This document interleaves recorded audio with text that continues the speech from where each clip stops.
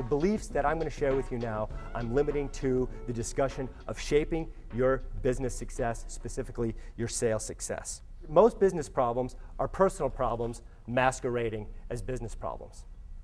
I know of no single thing more conducive to well-being than this disciplined and well-trained mind. And I know of no thing so conducive to misery as this undisciplined, untrained mind. The Buddha said that. I believe one of the more important tools in our arsenal is a mirror, so we can look in the mirror and stare ourselves and say, are these habits serving me or not serving me? Am I a continuous learner who's willing to change my paradigm and look at things differently and try new things on and open to continuous learning and development or not? That's the first belief. The reason I have Aristotle is up there is because he said, we are what we repeatedly do. Excellence, then, is not an act, but a habit. We are what we repeatedly do. So that's my second driving belief. I believe we're infinite choice makers. Think about that. We're infinite choice makers.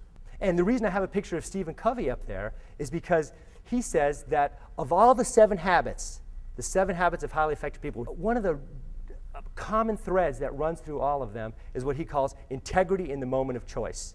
How am I fully integrated in my moments of choice, moment after moment? Because it's not, a lifetime is nothing but a series of moments strung together. Wouldn't you agree? So I believe we're infinite choice makers. So that's another driving belief. So how do you choose to create the life that you have based on this moment in time? This moment, this learning opportunity.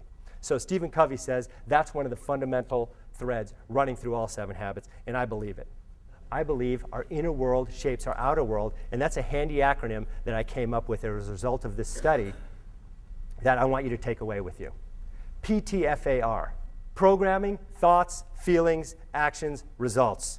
Think about what Gandhi might teach you about your willingness to get in front of a stranger, to make a cold call, to try something new.